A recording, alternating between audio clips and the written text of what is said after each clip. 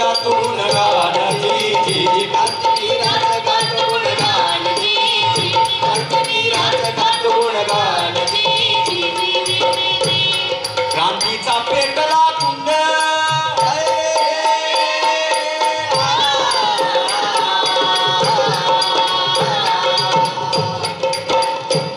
क्रांतीचा पेटला कुंड उभारून बंड ठोकून दंड प्रखर ज्वालामुखी झाला तयार प्रखर ज्वालामुखी झाला तयार प्रखर ज्वालामुखी झाला तयार प्रखर ज्वालामुखी झाला तयार स्थापन केलं प्रति सरकार जी जी स्थापन केलं प्रति सरकार जी जी स्थापन केलं प्रति सरकार कुणी केलं कुणाबद्दल चाललं हे सगळं हे नाना पाटील कोण नाना पाटील पश्चिम महाराष्ट्रातलं आपण मराठवाड्यातले असल्यामुळं कदाचित आपल्याला नाना पाटील यांच्याबद्दल फारसं माहिती नाही पण सांगली जिल्ह्यातले नाना पाटील क्रांतिसिंह नाना पाटील कुठले म्हणायचे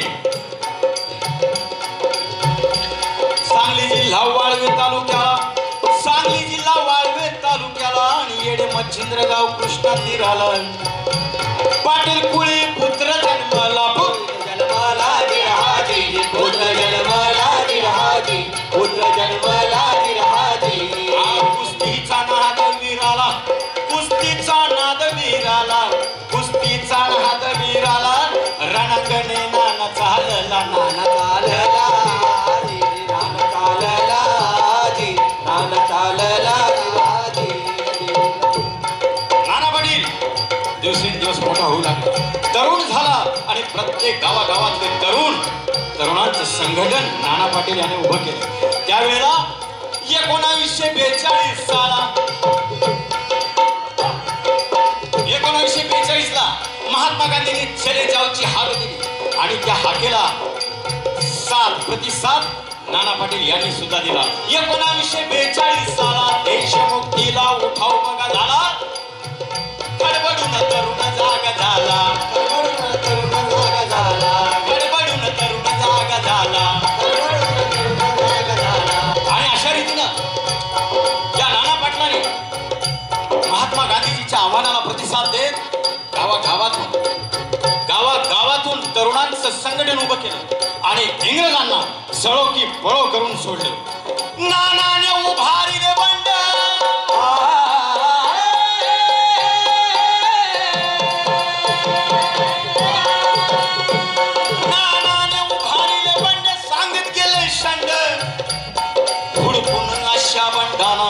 हुडकून अशा शंधाना हुडकून गाव गुंडाना पत्रे ठोकले त्यांच्या पायाला विरहाजी त्यांच्या पायाला विरहाजी त्यांच्या पायाला विरहाजी नाना पाटलांनी काय केलं जे इंग्रज अधिकाऱ्याचे जे गुलाम होते आणि जे चोर भांडे होते गावगुंड होते अशांना पकडून त्यांच्या पायाला पत्री ठोकली म्हणून नाना पाटलांना पत्री सरकार सुद्धा म्हणायचे प्रति सरकार म्हणायचे पत्री सरकार म्हणायचे असं ह्या क्रांतिसिंह नाना पाटील यांचं योगदान फार मोठे देशसेवेसाठी आणि ते आपल्याला विसरून चालता येणार नाही पण मग अशात काय झालं पकडवार नाना पाटलाला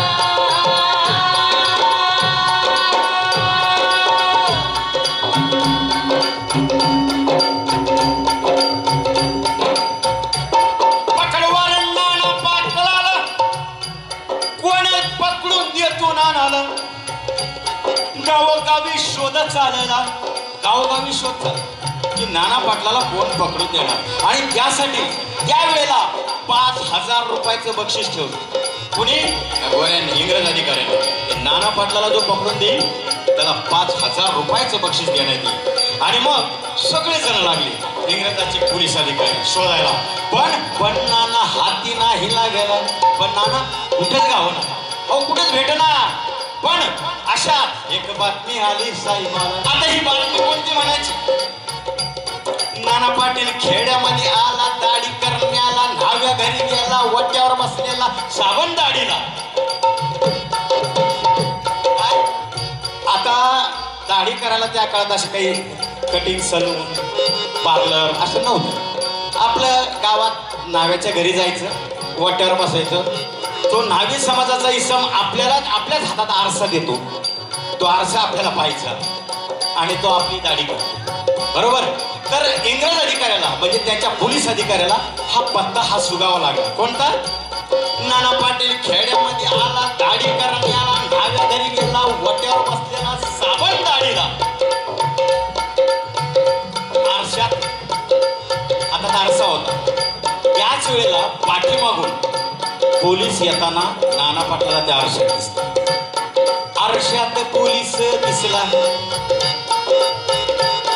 आरशात पोलीस दिसला. बघा नाना पिलंतर कसला, दाढीचा साबण पुसला, न्हाव्याच्या धरून मानेला, साबण लावला दाढीला, लावला जिरहाजी, लावला दाढीला जिरहाजी, लावला दाढीला जिरहाजी. ते न्हावी पावसाळून गेलं. तर माझ्याकडे आलेलं गिऱ्हाईक मला साबण लावते दाढीला. नाना पाटील म्हणे हा बसायचा. हवे आपलं, कारण नाना पाटलाचा दरारच तसा होता. कारण नाना पाटलानं पाहिलं आरशात येणारा पोलीस, म्हणून त्यानं जागा बदलली आणि न्हाव्याच्या दाढीला साबण लावलाय. इंग्रज अधिकारी तिथं आला आणि त्याला वाटलं ज्याच्या दाढीला साबण तो नाना पाटील आणि ज्याच्या हातात वस्त्रा तो न्हावी. आणि तिथं हातात वस्त्रा घेऊन नाना पाटील बसलेले.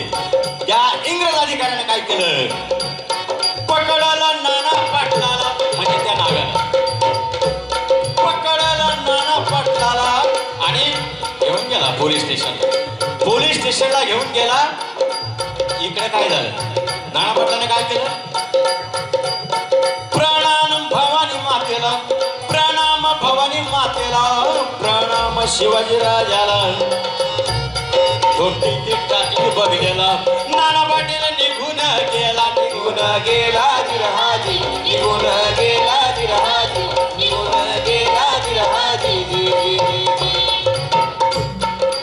आता पोलीस स्टेशनला आलेल्या साहेबांना आनंद गगनात मावेना. त्याला वाटलं मी आता नाना पाटलाला पकडून आणलंय, 5,000 रुपयाचं बक्षीस तर आता मलाच भेटणार. त्यामुळे त्या खुशीत आणि त्या खुशीत असताना तो त्या नाना पाटलाला म्हणजे त्या न्हाव्याला म्हणतोय, काय मग पाटील भांडू भरताय काय? न्हावी भाव चढून गेलेला की मला इथं का पकडून आणलं? त्याच्यामुळे ते आपलं मान खाली घालून गप बसलेलं. तितक्यात पुन्हा तो पोलीस अधिकारी इंग्रजाचा म्हणतो, काय नाना पाटील भांडू भरताय काय? नाना पाटील हे शब्द ऐकताच त्या न्हावी जे काही खाली मान घालून बसलेलं होतं ताटकन उठला आणि त्याला हसू आवरणा. तो म्हणतो कसा, साहेब साहेब तुम्ही चुकाला.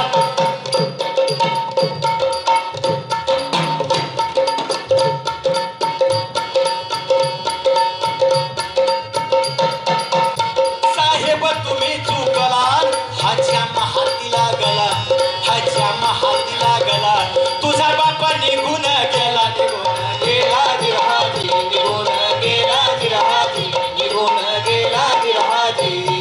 पूर्ण करून शाहिरीचा झाला, पूर्ण करून शाहिरीचा झाला.